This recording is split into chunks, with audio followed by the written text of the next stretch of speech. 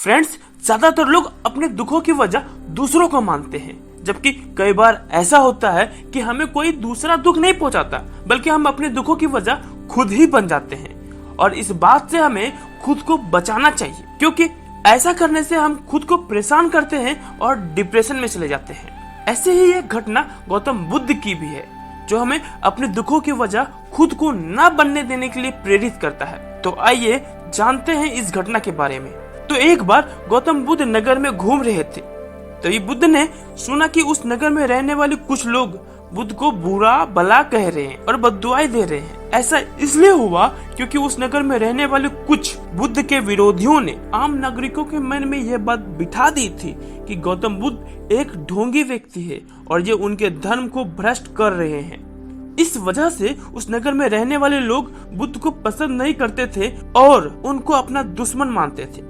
गौतम बुद्ध ने जब नगरवासियों के इन उल्हानों को सुना तो वह एक कोने में शांति के साथ खड़े हो गए और उनकी बुरी बातों को आराम से सुनते रहे।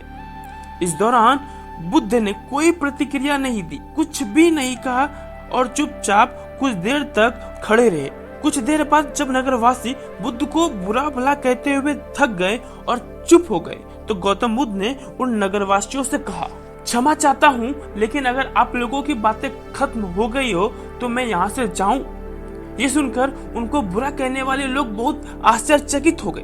तभी वहां मौजूद लोगों में से एक व्यक्ति ने बोला, हम लोग तुम्हारे गुणगान नहीं कर रहे हैं, तुमको उल्हाने दे रहे हैं और तुम्हें बुरा बोल रहे हैं। क्या तुम पर इन बातों का कोई असर नहीं हो रहा?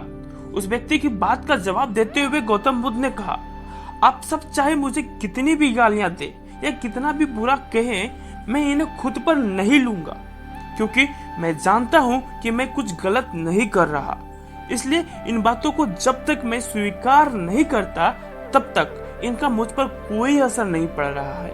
गौतम बुद्ध ने आगे कहा, जब मैं इन गालियों और बुराइयों को अपने ऊपर लूंगा ही नहीं तो यह निश्चित तौर पर आपके पास ही रह जाएगी और मुझ पर असर नहीं करेगी। दोस्तों, गौतम बुद्ध की ये घटना हमें इस बात को सिखाती है कि जब आप गलत नहीं हैं तो किसी की गलत और नेगेटिव बातों का असर कभी भी खुद पर नहीं लेना चाहिए, क्योंकि इससे आप अपने ही दुखों की वजह खुद बन सकते हैं। धन्यवाद दोस्तों, स्टोरी कैसे लगी कमेंट में जरूर बताइएगा, क्योंकि मैंने पहले ही बताया था कि कहानियां आईना होती है हमारी जिंदगी का, और ये कहानियां आपको जरूर सुननी चाहिए। ऐसे ही कहानियां सुनना चाहते हो तो चैनल को सब्सक्राइब करो, क्योंकि यहाँ पर रोज इसी तरह की कहानियां आती रहती है जो आपकी लाइफ को बदल देगी। धन्यवाद, जय हिंद।